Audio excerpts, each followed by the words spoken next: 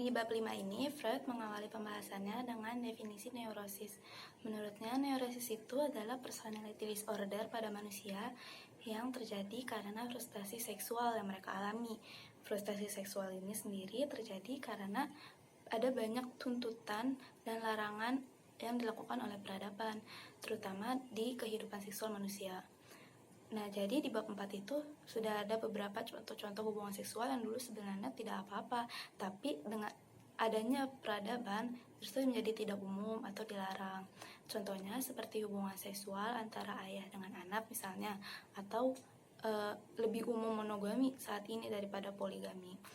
Nah, larangan-larangan yang dilakukan oleh peradaban itu menciptakan penolakan-penolakan dalam diri manusia. Aku maunya sebenarnya begini, tapi ternyata tidak bisa, dilarang peradaban. Nah, akibatnya ada muncul frustasi dalam pikiran manusia. Nah, dari pemikiran frustasi itu kemudian timbul gejala-gejala yang sebenarnya merupakan kepuasan pengganti, seperti contohnya sakit atau merasa cemas.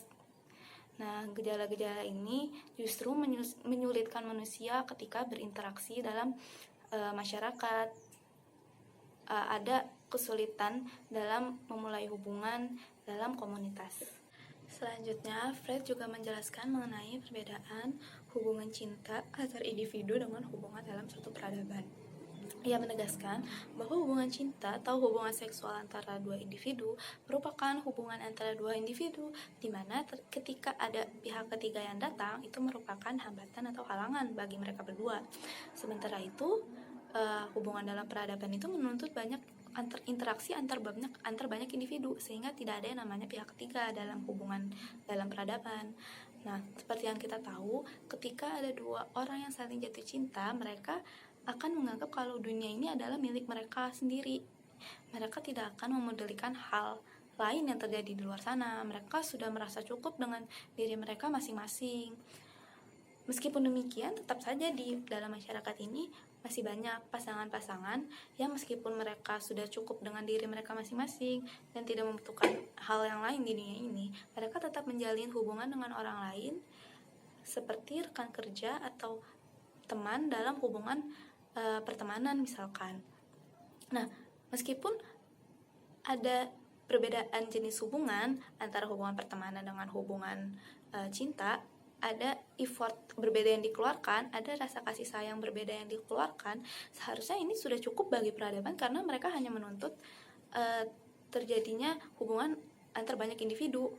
Namun meskipun demikian, peradaban tidak merasa puas dengan hal itu. Mereka ingin hubungan-hubungan yang ada dalam peradaban itu harus kuat, sama kuatnya seperti hubungan cinta antar dua individu. Karena itu mereka tuh memaksa kalau sebaiknya anggota-anggota dalam peradaban itu harus saling mencintai antar satu sama lain meskipun itu bukan pasangan. Dengan demikian akan terjadi hambatan dalam hubungan cinta yang seharusnya dalam pasangan kan. Nah, jenis peradaban yang ideal di mana orang-orang saling mencintai orang yang lainnya meskipun bukan pasangan, ini juga terwujud dalam ajaran Kristen yang bunyinya "Thou shall love thy neighbor as thyself". Kurang lebih artinya, kamu seharusnya mencintai tetanggamu seperti kamu mencintai dirimu sendiri. Nah, akan tetapi meskipun ini merupakan hal yang ideal bagi peradaban, Freud menentang hal ini. Menurutnya ini tidak logis. Kenapa? Karena Freud juga mengatakan kalau manusia itu manusia yang lebih mementingkan ego daripada orang lain. Karena itu ya untuk apa cinta kita itu berharga? Untuk apa diberikan kepada orang lain? Kalau ini semua bisa dimaklumi kalau misalkan tetangga kita adalah misalkan anak teman kita. Ketika anak itu sakit, teman kita akan merasakan sedih dan kita juga akan merasa sedih. Karena itu kita memiliki empati kepada anak teman itu kan. Karena itu kita berhak memberikan cinta kita untuknya. Anak itu berhak akan cinta kita. Tetapi ini tidak berlaku ketika tetangga kita adalah orang asing. Untuk apa kita mencintai orang asing? Freud tidak menyukai hal ini. Ia menganggap kalau orang asing itu belum tentu baik. Orang asing itu juga tidak menunjukkan rasa kasih sayang kepada kita. Untuk apa kita menyayangi mereka? Mereka bisa berbuat jahat kan. Nah, lalu ada juga perkataan lain yang bunyinya love thy enemies. Ini juga menurut dia sangat-sangat tidak masuk akal, karena untuk apa kita mencintai musuh? Musuh itu kan harusnya dilawan. Apalagi ini terkait dengan sifat manusia yang sangat egois kan. Dan lagi pula kalau misalkan kita mencintai orang lain, karena cinta kita itu adalah hal yang sangat berharga. Ketika kita mencintai orang lain, terutama orang asing, ada terjadi degradasi nilai cinta di sini. Kita tuh tidak mungkin mencintai orang lain sama seperti kita mencintai teman dan keluarga. Agama itu menginginkan agar manusia saling mencintai, tapi tidak mungkin dong mereka menginginkan adanya degradasi nilai cinta. Karena itu menurut Freud, ini semua tidak masuk akal. Lebih baik mencintai tetangga atau mencintai orang asing sesuai dengan perbuatannya terhadap kita. Jika orang tersebut berlaku baik terhadap kita, maka dia berhak akan cinta kita. Tetapi ketika orang lain itu berlaku jahat atau berlaku tidak adil kepada kita, maka mereka tidak berhak akan cinta kita. Suatu kenyataan yang belum siap diterima orang-orang adalah bahwa manusia bukanlah makhluk lembut yang ingin dicintai dan yang paling bisa mempertahankan diri jika mereka diserang. Sebaliknya, mereka adalah makhluk yang sangat agresif. Karena keagresifan mereka tersebut, manusia tidak melihat sesamanya sebagai sesama makhluk hidup yang harus dikasihi, tetapi sebagai makhluk yang layak untuk direndahkan demi kepentingannya sendiri.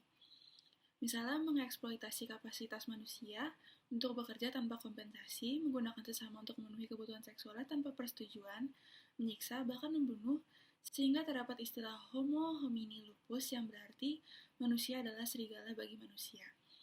Tidak ada yang memiliki keberanian untuk membantah hal tersebut. Orang-orang yang mengingat kekejaman yang dilakukan selama migrasi rasial, invasi orang Han, atau yang dikenal sebagai orang Mongol di bawah Genghis Khan, atau saat penangkapan Yerusalem oleh tentara salib, atau bahkan perang dunia. Karena sifat manusia yang agresif, hubungan manusia menjadi terganggu dan bahkan terancam terjadi perpecahan. Peradaban diharapkan untuk bisa menetapkan batasan pada naluri agresif manusia. Maka dari itu, muncullah perintah untuk mencintai sesama, sebagaimana seorang individu mencintai dirinya sendiri. Akan tetapi, upaya-upaya yang dilakukan belum begitu efektif. Kaum komunis percaya bahwa mereka telah menemukan jalan menuju pembebasan dari kejahatan manusia. Menurut mereka, manusia sepenuhnya baik terhadap sesamanya. Tetapi institusi milik pribadi telah merusak sifatnya. Kepemilikan kekayaan pribadi memberikan kekuatan bagi seorang individu untuk menindas sesamanya. Apabila kepemilikan pribadi dihapuskan, maka semua kekayaan dapat dimiliki bersama, dan setiap orang diizinkan untuk berbagi dan menikmatinya. Niat buruk dan permusuhan akan hilang di antara manusia. Karena kebutuhan semua orang akan terpenuhi, tidak ada yang punya alasan untuk menganggap orang lain sebagai musuhnya. Semua akan dengan rela melakukan pekerjaan yang diperlukan. Namun, orang-orang mempertanyakan hal tersebut. Dengan menghapuskan kepemilikan pribadi, manusia menghilangkan kecintaannya terhadap materi yang ia miliki, tetapi hal itu tidak mengubah penyalahgunaan kekuatan yang diakibatkan oleh agresivitas. Agresivitas tidak diciptakan oleh properti. Agresivitas sudah ada sejak masa primitif dan membentuk dasar dari setiap hubungan kasih sayang antara orang-orang, sehingga dapat disimpulkan bahwa agresivitas merupakan sifat yang tidak dapat dihilangkan dari manusia. Ya, untuk melampiaskan diri dari kepuasan agresivitasnya ini, tampaknya manusia merasa ketidaknyamanan. Terdapat keuntungan tersendiri bagi kelompok budaya yang membiarkan naluri ini menjadi pelampiasannya, yaitu dengan dalam bentuk permusuhan terhadap pihak eksternal yang dapat mempererat hubungan internal mereka, sehingga selalu mungkin untuk mengikat sejumlah besar orang dalam cinta, asalkan ada saja orang lain yang menerima manifestasi dari agresivitas mereka tersebut. Freud pernah membahas fenomena bahwa justru komunitas dengan wilayah yang berdampingan dan terkait satu sama lain dengan berbagai cara. Mereka terkait dalam berbagai cara yang terlibat dalam perselisihan terus-menerus, seperti orang Spanyol dan Portugis, Jerman Utara dan Jerman Barat, Inggris dan Skotlandia, dan sebagainya. Freud memberi nama fenomena ini sebagai narsisme perbedaan kecil.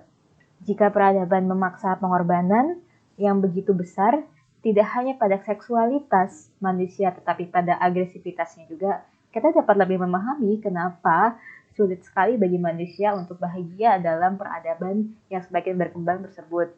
Faktanya, manusia primitif lebih baik dalam mengetahui tidak adanya batasan naluri. Manusia yang beradab telah menukar kebahagiaan tersebut dengan keamanan yang mereka ciptakan sendiri. Namun kita juga tidak boleh lupa bahwa dalam keluarga primitif hanya para pemimpin yang menikmati kebebasan tersebut. Sisanya hidup dalam penindasan yang sangat buruk. Dalam periode primal peradaban tersebut, maksudnya dalam periode primitif, kekontrasan antara minoritas yang menikmati keuntungan dengan mayoritas sangatlah besar.